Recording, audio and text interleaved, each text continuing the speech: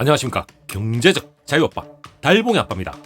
자, 여러분, 오늘 삼성전자 뿐만 아니라 반도체 소재 부품 장비 모두가 날개를 달고 훨훨 날아가고 있죠.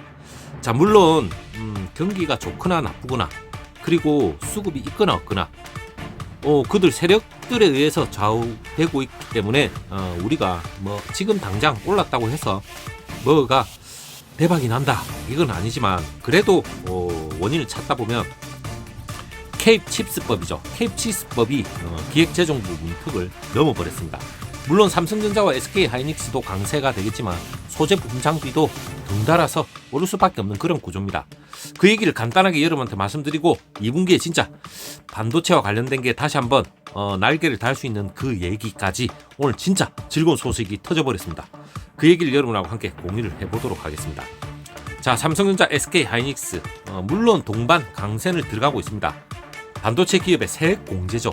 자, 우리는 기업을 운영하다 보면 세액 공제라는 게 정말 중요합니다. 특히나 대기업 어마어마한 금액을 움직이고 있기 때문에 단 1%만 하더라도 엄청난 금액입니다.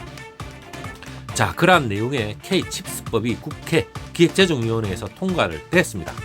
그렇다면 반도체 기업들의 강세, K칩스법이 기재위에서 통과된 영향으로 어떻게 보면 볼 수도 있겠죠. 국회 기재위에서 전날 반도체 기업의 통합투자세액 공제율을 기존 대비 5%포인트 상향하는 내용의 법안을 심의하고 의결했습니다. 자, 5% 장난 아니죠. 개정안이 국회 본회의에서 통과가 된다면 이제 국회 본회의에 공을 던졌는데, 본회의 특히나 지금 위중한 반도체 그리고 뭐 트럼프 관세 관련해서 여러 가지, 반도체는 사실상 중국으로부터 따라잡히려고 온갖 중국도 발악을 하면서 따라오고 있고, 그리고 TSMC는 도망가려고 나락을 하고 있고, 날아가려고 하고, 그리고 미국은 그 중간에서 이리 재고 저리 재고 어떤 놈을 뭐 골탕을 먹어볼까 그런 양상인 것 같아요.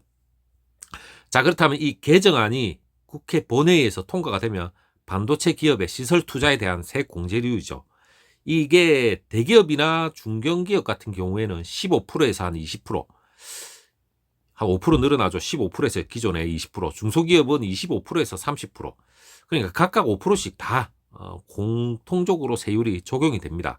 자, 개정안 적용해서 단순 계산을 하면 삼성전자가 연간 2조 원 정도, 그리고 SK하이닉스는 약 5천억 정도의 세금을 절감할 수 있을 거로 보입니다.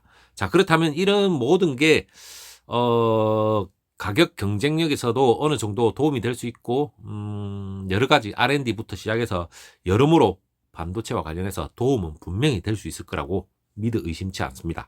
자, 그렇게 된다면 지금 뭐 공산당인 중국 같은 경우에는 엄청나게 반도체를 밀어주고 있습니다. 한마디로 정부에서 거의 뭐 정부 기업이죠. 중국 공산당에서 죽어라 여거들 손해 보든 말든 우리가 밀어줄 테니까 끝까지 단가 낮춰서 장악을 하는 게 자기네들의 첫 번째입니다. 첫 번째. 과거에 우리 LCD 모니터 있죠. 얼마나 싸게 후려쳐가지고 결국에는 다 나머지 경쟁업체들 가격 경쟁력이 도저히 안 되니까 다 말아먹고, 결국에는 거의 독점이죠. 독점. LCD. 자, 그만큼 중국이라는 나라가 망하지 않는 이상은 진짜 뭐 하나에 꽂히면 한번 굴기죠. 굴기. 반도체와 관련해서 미친 듯이 지원을 해줍니다.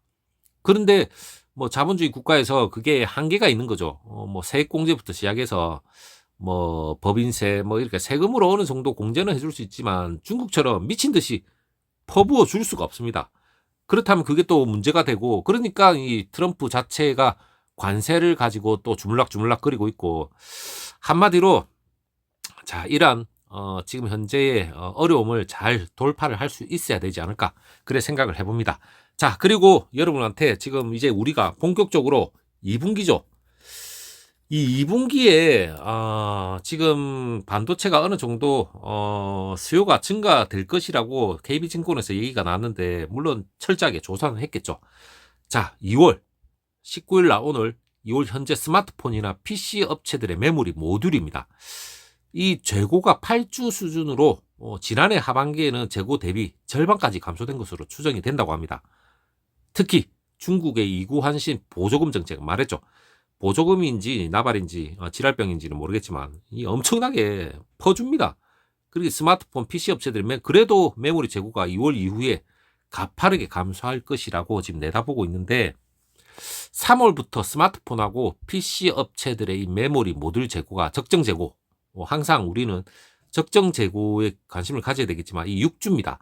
6주에 근접해 신규 구매 수요가 발생할 것으로 예상이 된다고 합니다. 일단 범용 메모리 가격 자체가 1분기 10에서 15% 하락은 하지만 하반기에는 가격이 상승할 것으로 지금 전환은 되고 있고, 물론 우리가 가장 궁금해하고 의문스러운 게 주가죠, 주가. 일단 하반기라 하면 저는 제가 여러분한테 계속해서 바닥을 빡빡 끼고 있을 때 6개월에서 1년 정도 선 반영은 분명히 될 것이다. 물론 올해 하반기에 무슨 전 세계적인 대공황이 일어나지 않는 이상은 이게 사이클이 있기 때문에 반도체라는 건 여러분 우리가 그냥 단순히 그냥 떨어졌다고 해서 아이고 이제 다 때려치우고 그만 얘기 들어야 되겠다가 아니라 사이클대로 흘러갑니다. 그리고 파산하지 않는 이상 사이클대로 흘러가면서 자연스럽게 주가는 다시 한번 상승할 수가 있기 때문에 그 사이클 중에 바닥을 찍고 올라가는 타이밍이라 생각하시면 됩니다. 올라가는 타이밍에 다시 또 흔들면서 올라가겠죠, 당연히. 정상적인 세력이라면 뭐 가만히 그냥 개미들이 열심히 드십시오 이러면서 그냥 내비둘 게 아닙니다. 자, 전체 디램에서 차지하는 DDR4 매출 비중은 2024년 26%에서 32%, 그리고 2025년도에는 올해죠 6에서 8%로 감소를 한다고 합니다.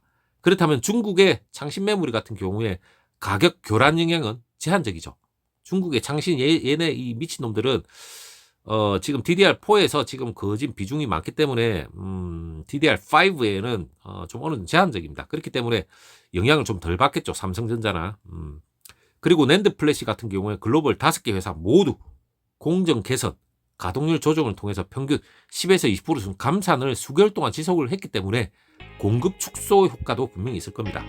특히 올해 디램하고 낸드 생산 증가율이 한 10%, 그리고 수요 증가율이 15%를 밑돌면서 하반기로 갈수록 이 범용 메모리 같은 경우 수급도 빠듯해질 것으로 보이기 때문에 나름 삼성전자나 그리고 SK하이닉스 거기에 다 충분히 긍정적인 요소가 있지 않을까. 그리고 많이 올란 거는 그만큼 덜 오르는 거고 많이 떨어지는 거는 그 반면에 또 키 맞추기를 하는 거죠. 뭐 삼성전자나 뭐 삼성전자 우선주나 키 맞추기를 하면서 같은 방향으로 올라가긴 올라갈 겁니다. 조만간에 뭐 6만 전자까지는 자연스럽게 올라가지 않을까 그렇게 조심스럽게 생각을 해보지만 일단 뭐 우리가 뭐 지켜봐야 될 문제죠.